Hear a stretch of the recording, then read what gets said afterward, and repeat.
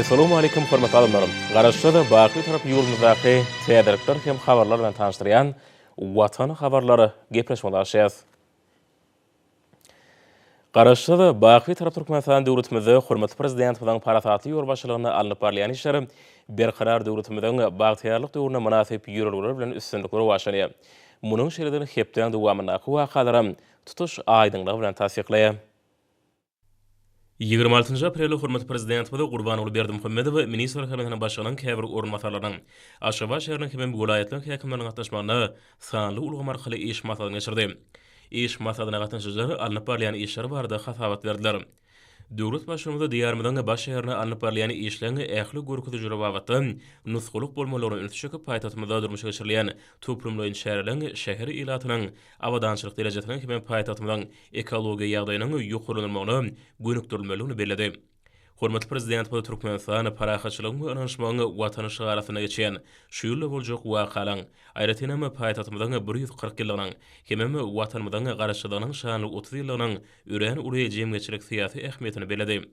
Şundan ural täze galan ulanylmagy berilmegine belenen tertibi hem bildirilýän talaplara laýykda üpçün etmek möhüm güýpe bolýar diýip hormatly prezident aýtdy. Hem bu wagtda birnäçe anyk tapşyryklar berdi. Milli ýerimize Daşkent şeýle bilen baglanyşykly tasamaň durmuşa geçirilmeginiň türkmen hem özbek halklarynyň gatnaşyklaryny hasam ösürmekde. Şeýle munyň belekde putulanmakda möhüm ähmiýetli işleň biri boljakdygyny hem mödürli uğurda ýaýwanlaryň hyzmatdaşlygyň depkinli ösürmegine uly ýardam berjekdigini aýratyn bellädi. Hormatly prezident bu ýurdumyzda buğdoýyň bol hasabyny ösürip ýetişdirmek, hem alyk üçinçiligini putulanmak üçin buğdoý meýdanlaryny ösüşdigini tutmak, hem mineral dökümler bilen imitlendirmek işleriniň depkinli güýçlendirmegini zerurdygyny aýtdy. Şoňa ýalam gowy kişiniň ýokary hili geçirilmegi, şeýle arsenik gadarlara laýykda belenen möhretlerde tamamlanmagyny üçin etmegi, burada alınıp barýan işleriniň depkinli güýçlendirmegi tapşyrdy. Yer alman we göýek bagçy ekinleriniň arsenik gadarlara laýykda ide edilşi berip gözlegçilikde saklanmalary, munyň özi olaň ýokary hasabyny almagy mümkinçilik berer. Milli ýerimize ýurdumyzda 2019-2020 ýylaçany durmuş ykdysadyny ösürmegiň maksatnamasyny hem owa milli maksatnamasynyň ýerine ýetilmegine degişli birnäçe anyk tapşyryklar berdi. Şeýle hem belenen meýilnamalaryň ýokary hiligi öz wagtyna ýerine ýetilmeligi barada görkezme berdi. Mundan başga da ýurdumyzyň mukaddesat garaşdygynyň şanly 30 ýyla münasibetli welaýatlarda açyljak medeni durmuş we önümçilik tesirlerini guruluşy işleriniň alınıp barýyşyny ýygyderli gözlegçilikde saklamagy degişli birnäçe tapşyryklar berildi. Hormatly prezident bu owatana toplumynyň milli ykdysadyň möhüm puduklarynyň biridigini bellep, oňy işiniň netijelerini ýokurlanmak, möhümleýän işleri belenen möhretde hem ýokary hili geçirmek bilen baglanyşykly meseleleň hemişe üns merkezinde saklanmalygyny bellädi. Hem bu wagtda birnäçe anyk tapşyryklar berdi. 27 aprel hormatly prezident bu ministrler kabinetiniň başlygynyň käbir orunmatlarynyň gatnaşmagyna sanly ulgam arkaly iş maslahatyny geçirdi. Oň dowamyny vice-premierliň gözlegçiligi diýen ulgamlaryny alınıp barýan işleň netijeleri ara alınıp maslahatlaşyldy. Şeýle döwlet durmuşa degişli başga da birnäçe meseleler garaldy. İş maslahatyna gatnaşyjylar alınıp barýan işler barada hasabat berdiler. Şununla baglanykda hormatly prezident bu paýhatly pederlemeden döredeni milli gymmatlyklaryny, halkymyzyň dünýä nusgulyk ýaşy desuluny gorap saklamak, almutaýdan öwrülmek hem giňden waz etmek boýunça alınıp barýan işleň toplumlaryň häsiýeti eýe bolmalygyny bellädi. Döwlet başlygymyň belleşýär Türkmenistan parahatçylygyň öňüşmagyny watana ýerinde 140 ýyllyk belenilýän paýtatymyň ýeten derejesi barada giňişleýine maglumatlar berýän makalalar hem gepleşikler taýýarlanmalary. Şeýle halkara şäherleriniň geçirilýän merkez hökmüne ikrar edilen Aşgabatyň ekologiýa derejesine möhüm orun berilmelidir. Şeýle Aşgabat barada döredilen goşgulary aýdymlary dünýäniň dürli dillerine neşir etmek boýunça degişli işler geçirilmelidir diýip milli ýerdimiz bellädi. Hem bu wagtda birnäçe anyk tapşyryklar berdi. Hormatly prezident bu ýurdumyzyň bilim idaralaryny ören jogapkärligi urunga başlanýanyny aýdyp, okuw ýylynyň tamamlanmagy bilen geçirilýän soňky jaň davralarynyň gurulmaçylyk derejesine möhüm ähmiýet berilmeligini bellädi. Döwlet başlygymynda gurulýan şäherlerde berkarar döwletimizden bagtýarlyk döwrüniň ýeten derejesi, üsüp barýan ýaş nesilläň bagtýarlygy öz beýanyny tapmalygyny bellädi. Soňky jaň davralary 140 ýyl belenýän Agşäherimiz Aşgabatyň nurany günnüzlerini, äli moşur öwşünli agşamlaryny wasp edýän şäherlere, ýaşaň durmuşyny möhüm ähmiýet bolan ýaty garjy taryhy ähmiýetli wakalara baý bolmaly. Hormatly prezident bu Aşgabatyň gadymy şäherdigini, taryhyny dürli döwürlerine paýtatymyň ösüşine möhüm ähmiýet berilenini bellädi. berqarar döwletimiň bagtyrlyklygyny ýurdumyň baş şäheriniň hemme taraplaryny sadaşly üsşi. Onu adamlaryň bagtyar durmuş üçin zerur şertlerini döredilmegi bilen baglanyşykly meselelere möhüm ähmiýet berilmelidir. Muňa da şäheriň 140 ýyllyk toýunyň bellenýän günlerini alnyp barlaýan taýýarlyk işleriniň ýokary guramaçylyk derejesine üpçenilmegine wajypdyr diýip milli liderimiz aýtdy. Hormat prezident bilen Aşgabat şäherine aqbalyny baglan, hemem şäheriň üstüne munasyp goşan şahsiýetleri döwlet derejesinde sarpalamak meseleläriniň wajypdyryny üntüşekdi. Hemem bu wagtda birnäçe anyk taýşlyklar berdi. Hormat prezident bilen ýurdumyň ykdysadynyň sadaşly üstünde kiçik we orta telekeçiligiň möhüm orny eýleýäni belläp, bu düzümliň işiniň netijeli häýaty ewolma orny zerur taýýarlanan edilmeligini öňtüşekdi. Şundakda ähli ýerlerde elektron sowdany guramak wagtda anyk taýşlyklar berildi.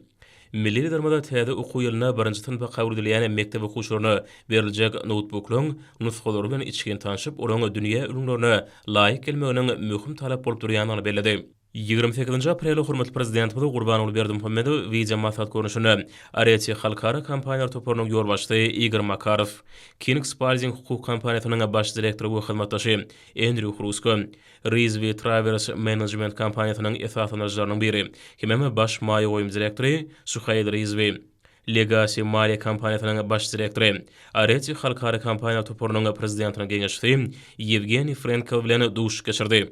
Hormatly prezident we Türkmenistanyň netije hyzmatdaşygy ösdürmegi maksat dünýälik üçin iş öýülleri minnetdarlyk bildirdi.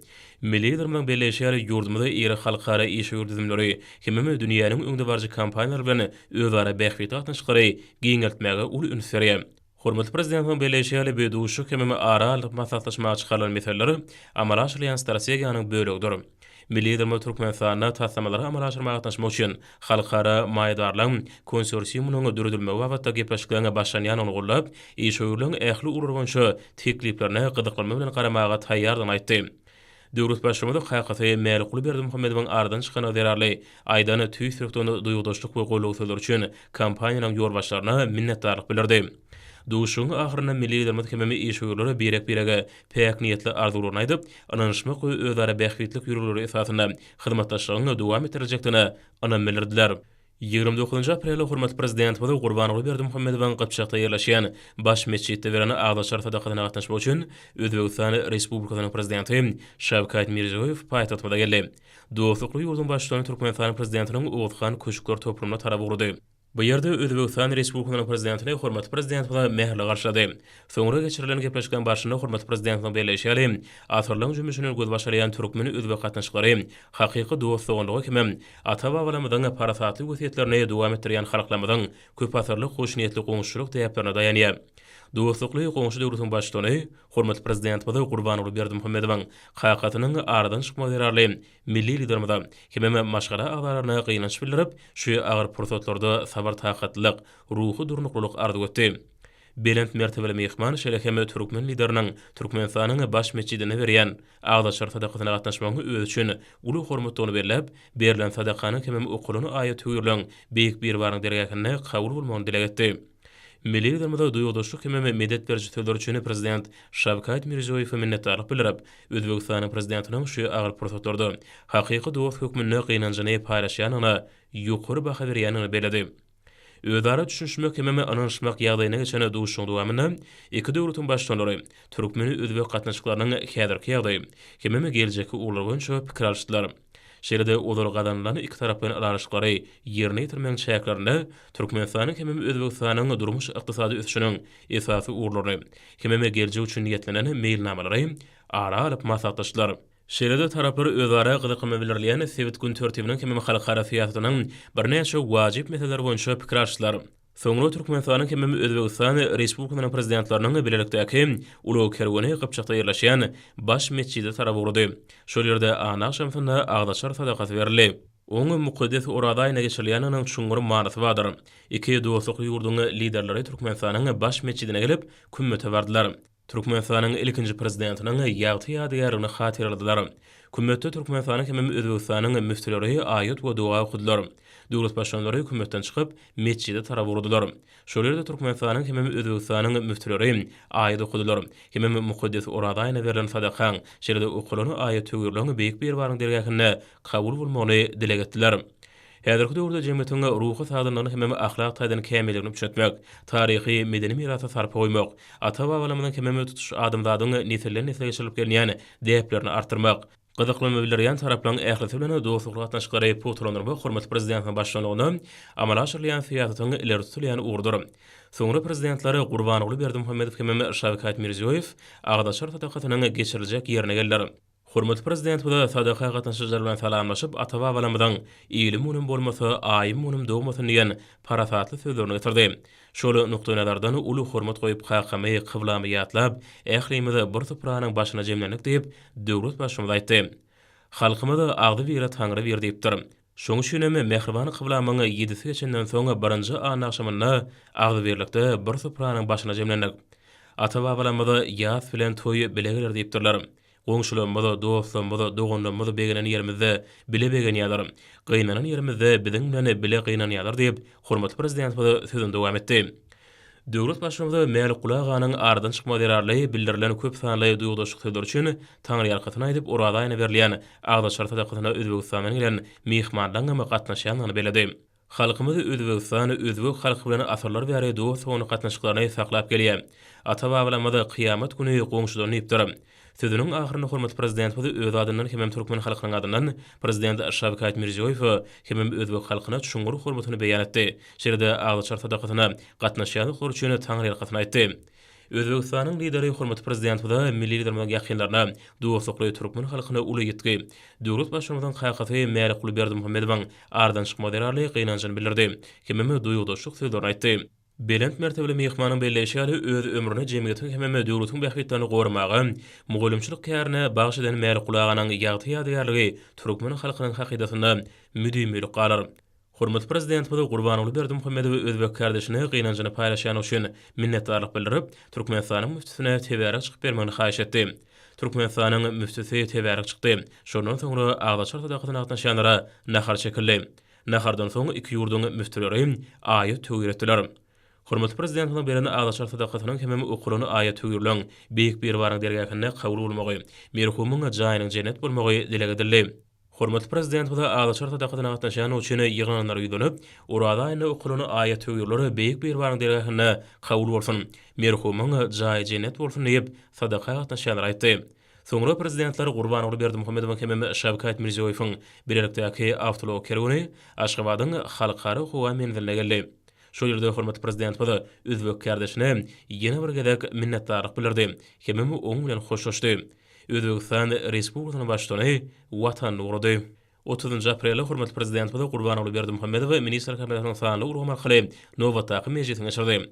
Hormatly prezident bu ilk bilen Türkmenistanyň milli geňeşiniň mejlisiniň başlygy Mehmedow hem Türkmenistanyň milli geňeşiniň halk maslahatynyň başlygynyň ornatary Babaýew bilen mehriban halkymyzdan gadymdan gelýän däpdi suruny ösürmek, ýaşlaryň arasyna wagt etmek boýunça alınıp barýan işler barada pikir açdy.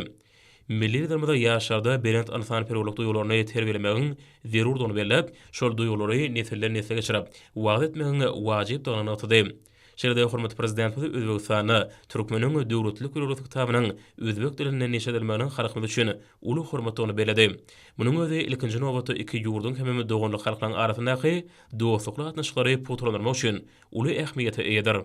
Hormatly prezident özbek halkynyň mehriban halkymyzdan milli däpdi suruny çuňgur hormat sarpa goýanyny, hemme munyň özi ähli türkmen sanlary bu ýanlaryny atdy. Hormatly prezident goňşy ýurtlaryň ýaşarynyň arasyna ruhy ahlak esaslarynyň many mazmuny düşündirmek boýunça bir näçe teklipler aýdyp, milli däpdi surulamyň täze many mazmuny bilen ideýalarly baýlaşdyryp durulmalyny beledi. Soňra hökümetiň mejlisiniň gün tertibindäki meseleleri ara alınıp maslahatlaşyldy. Mejlis gatnaşyjylary alınıp barýan işler barada hasabat berdiler. Watanymyzyň gülläp ötmegi raýatlamydan ýaşaýyş durmuş şartlarynyň mundan belagamy gowrundyrmak bilen baglanşykly işler hasabatlaryň esasyny düzdi. Hormatly prezidentiň ýol başlygyna maraşylýan şäherler netijesinde ýurdumyzda milli ykdysadyň durnukly ösüşiniň üpçüne edilýänligi, hemme halkymyzyň ýaşaýyş durmuş derejesiniň hasamy ýokurlanýany belländi. Hormatly prezidentiň belleşýäli milli maksatnamadan kesgitden işlerini dogry ýerine ýetirilmegi möhüm güýdüpdir. Ol watanymyzyň ähli ugrlardaky ösüşi bilen baglanşyklar. Her bir işte sadaşyk ýokary netijeleri üpçünedir diýip hormatly prezident bellädi.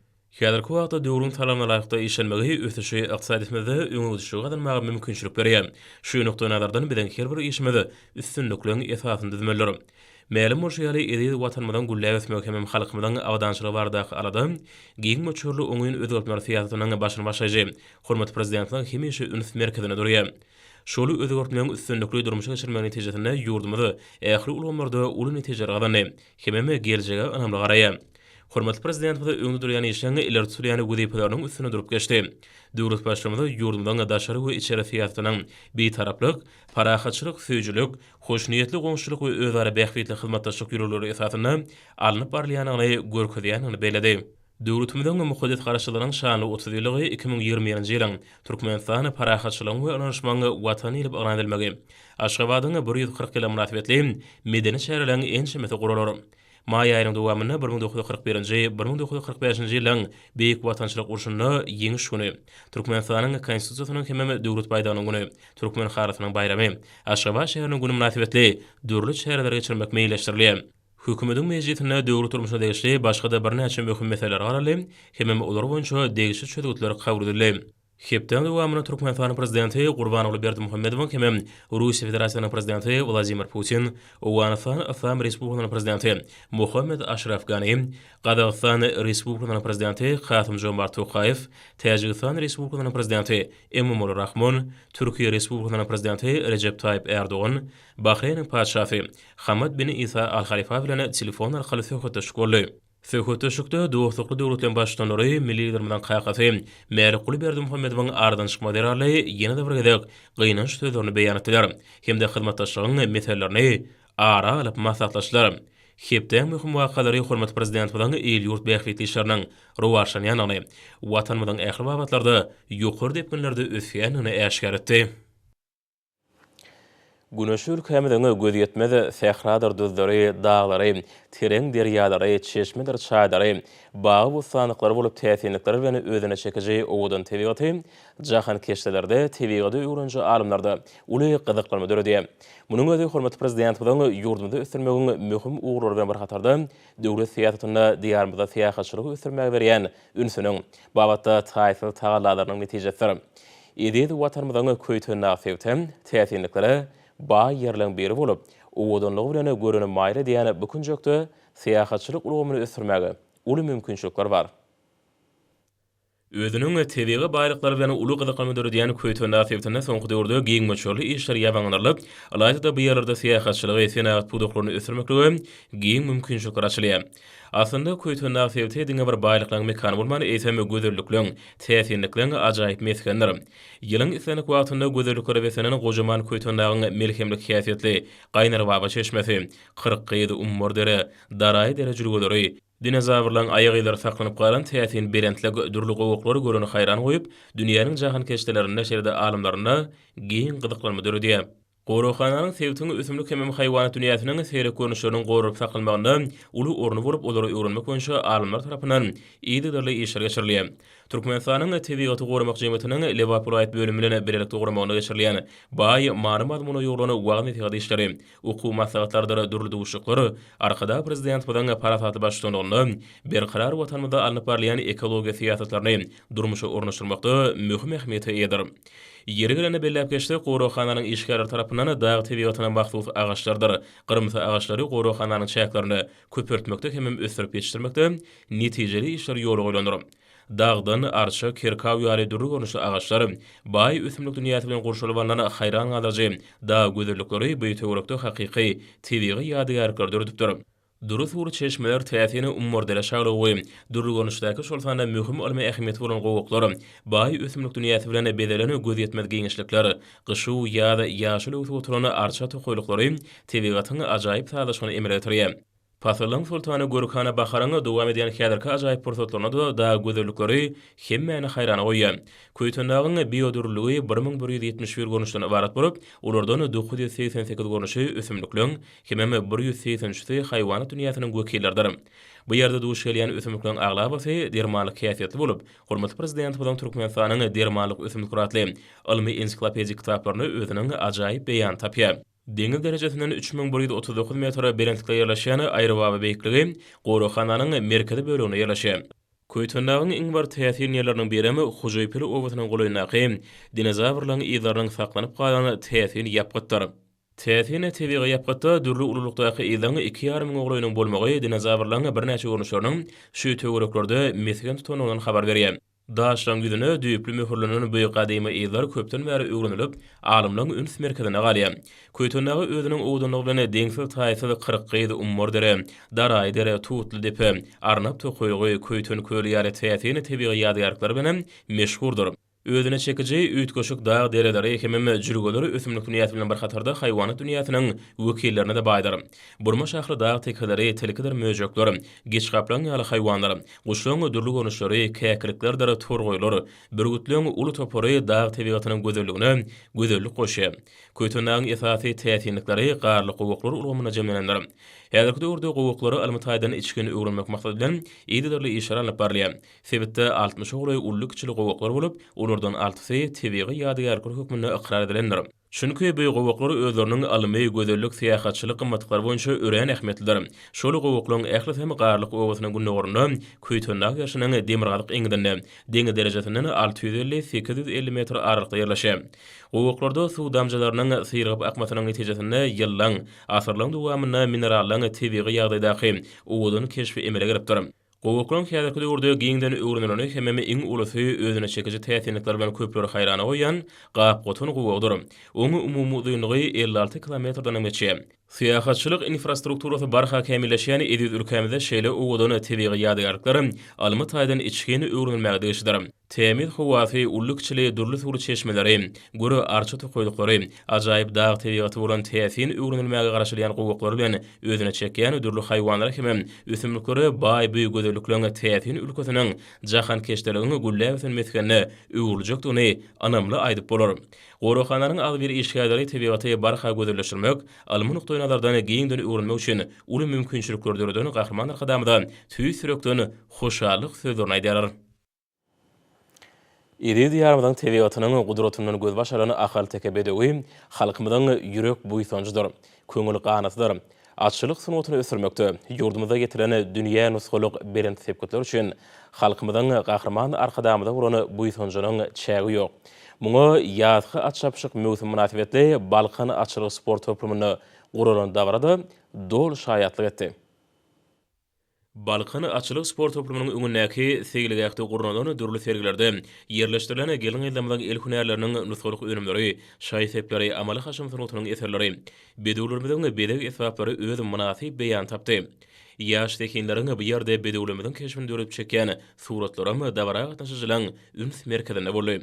Balkan ulaýatynyň surun saatlarynyň Türkmenistan parahaçylyk we ananşmaň watany ýylynyň ötüşlerini, gahramanlar kadamydan ansan perol içeri we daşary syýasatyny, bedewatlamada watp edip ýerine ýetiren milli aýdymsadary ýatdan çykmajak pursatlary öwrüli. Soňra ulaýatyň medeniýet we sanat saatlarynyň çykyşlaryny ruhlanan adamlary ýazgy atşapşyk möwsüminiň nowatda atşapşyklaryna tomaşa etdiler. Atşapşygynyň başlanmagy bilen şeýle şahatlykly, göwün joşturjy sesleri hasam belende galdy. Jemi çapşyklaryny beýeşde geçirilip oňa ýurdumyň ähli etrapdara şäherlerinden gamyşgulyk bedewleň ille uly gatnaşdy. Gydykly hemem täsirli geçen ilkinji çapşyk 3 ýaşar atlaryň arasynda bolup, ony bedewleri 1000 metr aralykda güýç tinançlar. Gaýratly diýeni dogry taý tapylmady. Ola barlygy 1 minut 4 sekundda geçmek başardy. 3 ýaşar bedewleň arasyna geçirilen ikinji çapşygamy 1000 metr aralygy öz için aldy. Jan köýlerin şowkyna asyna geçen bu çapşykda 1 minut 5 sekund netije görkezden Selbigi diýeni dogry bedew birinji bolup pellehana gelmek başardy. Üçüncü çapşygamy 3 ýaşar atlaryň arasyna geçirildi. Bu çapşykda aýmelek 1200 metr aralygy iň oňat netijeni görkezip 1 minut 19 sekundda geçmek başardy. 4-nji çapşygyň şowkynam ýetip boldy. Bu ýarışda 4 hemem uly ýaşar bedewleriň 12-si aýlaga goşuldy. Çapşykda gerçek diýen at hemmelerden saýlanyp pellehana 1 minut 21 sekundda gelmek başardy. Jemleýiji 5-nji çapşyk hasam çekireşikli bolup, olam 1200 metr aralykda geçirildi. Bu çapşyga 4 hemem uly ýaşar atlaryň 12-si gatnaşdy. Çapşygyň tutuş dowamyna jan köýürleň şahatlyk sesleri berentden berent ýaňany. Çekileşke geçen ýarışda algaplan atly, albedew ýarışyň bütün dowamyny öňdeligi ellen bermedi. Ola bu çapşykda 1 minut 20 sekund netijeni görkezip, birinji bolup pellehanadan geçdi. Çapşyklarda öňe saýlanan bedewlere serpaýlar ýapylyp, olaň çapyk suwarlaryna Balkan ulaýatynyň etrap hemem şäher häkimliklerine goýan gymmat bahaly sowgatlary dawaraly ýazyda goşurly. Dayın şununa paýtatymyzda saglyk ýoluna çykylmagy aýratyn ähmiýetli boldy. Sport bäýatçylyklar bilen utgaşan biçäre ýurdumyzda gadanlayan üstünlikleň öz bolşly beýany urly. Dayın şununa paýtatymyzda saglyk ýoluna çykylmagy dagaraly şäherler utgaşdy. Häzirki günlerde giň diýwaryň jürgeleri hem berendikleri has hem gözel görünýär. Janyş parada howasy tebigatyň täsiri hem gözel görnüşleri görüni haýran goýýar. Saglyk ýoluna çykylmagy sport bäýatçylyklaryna utgaşdy. Temir howada berendiklige tarap her bir adam maksady ukunly anama beseni. Bu anamy üstünlikleri gadanmagy düýüplü esas bolýar. Ähli ururda berend sepketlerini eýlenmegi her bir şäherde aýdyň ýyla çykýar. Köpetdagyň ýapgydy bilen çekilen täsirli saglyk ýoly Aşgabatlyň hem paýtatma myhmanlarynyň höwes bilen edin jaryan ýerine sport köpçüliklerini gömeden şäherden geçirilýän günjüne urly. Saglyk ýoly sagdyn durmuş ýolgyny wagt etmekde döwlet syýasatynyň öz bolşly nyşany bolup durýar. Bu ýerde sport şäherleriniň geçirilmegi geljeki ýeňişlemede öz bolşy taýýarlyklary, talipleň türgünlüğüň görkezme çykyşlary, olaň sport babaty ýokary taýýarlygyny äşkär etdi. Hormatly dinleýärler, häzir bolsa gepleşigimizde hepden dowamyna garaşylýan howa barada ýurdumyzyň gidrometeorologiýa barada gulluw tarapyndan taýýarlanan maglumaty siziň dikkatiňize ýetirýär. Salam alyk edýärler. Hormatly dinleýärler, bilşiňiz ýaly türkmenleriň milli ýyly sene namasynyň Nowruz döwrü dowam edýär. Mähriban adamlar, gelingen bolsa maý aýynyň 3-nä, maý aýynyň 9-na çenni hepden dowamyny ýurdumyzyň welaýatlaryna hem de paýtagtymyzda bolmagyna garaşylýan howa maglumaty bilen tanyş bolalım. Yani geljek hepdeniň dowamyny ýurdumyzyň çaýyna gün ortagy watardan çyly howa akynyň aralaşmagy netijesinde diýarymyzyň Balkan, Ahal, Lewap, Mar welaýatlaryny we Aşgabat şäherini ýagşyň ýağmagyny, şeýle de howanyň gece temperaturalarynyň durnuky ýagdaýda bolmagyna garaşylýar. Has takygy. Ýurdumyzyň Balkan welaýatyny üýtgäp duran mutly howa bolup, hepdeniň başynda we ahyryna ýagyş ýagar, ýylarym çakmagy mümkin. Gün ortagy nogadan demirat gün atary ogruny ötgedýän tezlik sekundda 8-13-den 12-17 metre ýetýän şymalyň üstüne hem de howanyň temperaturasynyň geceleri 12-17 gradusdan 23 gradusga çenli maýyl, gündüzleri 31-36 gradus, welaýatyň Kanarya etraplaryny 22-27 gradus maýyl bolmagyna garaşylýar. Diýarymyzyň Ahal welaýatyny üýtgäp duran mutly howa bolup, hepdeniň ahyryna atkem ýagşy ýagar, ýylarym çakmagy mümkin. Demirat gün atardan gün ortagy nogary ogruny ötgedýän tezlik sekundda 7-12-den 10-15 metre ýetýän şymalyň üstüne hem de howanyň temperaturasynyň geceleri 15-20 gradusdan 20 gradusga çenli maýyl, gündüzleri 22-27 gradusdan 36 gradusga çenli maýyl bolmagyna garaşylýar. Ýurdumyzyň Mar welaýatyny üýtgäp duran mutly howa bolup, hepdeniň ortasynda we ahyryna atkem ýagşy ýagar, ýylarym çakmagy mümkin. Demirat gün atardan demirat gün nogary ogruny ötgedýän tezlik sekundda 8-13-den 17-16 metre ýetýän şymalyň üstüne hem de howanyň temperaturasynyň geceleri 15-20 gradusdan 20 gradusga çenli maýyl, gündüzleri 25-30 gradusdan 36 gradusga çenli maýyl bolmagyna garaşylýar. Diýarymyzyň Lewap welaýatyny üýtgäp duran mutly howa bolup, hepdeniň başynda we ikinji ýarymyna atkem ýagşy ýagar, ýylarym çakmagy mümkin. Demirat gün atardan demirat gün nogary ogruny ötgedýän tezlik sekundda 8-17-den 17-16 metre ýetýän şymalyň üstüne hem de howanyň temperaturasynyň geceleri 15-20 gradusdan 20 gradusga çenli maýyl, gündüzleri 20-30 gradusdan 36 gradusga çenli maýyl bolmagyna garaşylýar. Ýurdumyzyň Daşoz welaýatyny üýtgäp duran mutly howa bolup, demirat gün atardan demirat gün nogary ogruny ötgedýän tezlik sekundda 8-13-den 10-15 metre ýetýän şymalyň üstüne hem de howanyň temperaturasynyň geceleri 12-17 gradusdan 20 gradusga çenli maýyl, gündüzleri 25-30 gradusdan 35 gradusga çenli maýyl bolmagyna garaşylýar. Paýtagtymyz Aşgabatda üýtgäp duran mutly howa bolup, hepdeniň ahyryna atkem ýagşy ýagar, ýylarym çakmagy mümkin. Demirat gün atardan gün nogary ogruny ötgedýän tezlik sekundda 7-10-dan 10-13 metre ýetýän şymalyň üstüne hem de howanyň temperaturasynyň geceleri 16-18 gradusdan 21 gradusga çenli maýyl, gündüzleri 25-27 gradusdan 35 gradusga çenli maýyl bolmagyna garaşylýar. Hormatly dinleýärler, ýurdum boýunça maý aýynyň 3-nä magnit gaýdasynyň durnuky ýagdaýda bolmagyna garaşylýar. Mähriban adamlar, siz maý aýynyň 3-nän maý aýynyň 9-na çenli hepdeniň dowamyny ýurdumyzyň welaýatlaryna hem de paýtagtymyzda bolmagyna garaşylýan howa maglumaty bilen tanyş boluňuz. Eziz watandaşlar, häzirki wagtda howanyň düzümini tozan bölüçükleriň möçörüň Qadadan 7 götürüm artmagy bilen baglanşykly howa şertleriniň adam bedenine ýetirýän oňaýsız täsirleriniň öňüni almak üçin agyz burun örtüklaryny ulanmagy, şeýlekem ýaz pasyny howanyň derejesiniň üýtge ýanyny nazar alyp, pasla wara geyinmegi maslahat berýär. Mehriban ýylaşlar, bu düzgünleri berjaý etseňiz, ýylyň islenlik pasyny öz saglygyňyzy gorap bilersiňiz. Mehriban adamlar, şunun watan habarlary ýepeşiňiz jemleýäs. Berkarar döwletmeden bagtýarlyk döwründe aty watanma Türkmenistan ähli wagtlarda ötüşýär. Ähli ötüşýän ödünine bolsa halkyň bähbidi bar. Çünki biziň ýurdumyzda döwlet adam üçindir. Hoş sag bolun, edi diýleşer.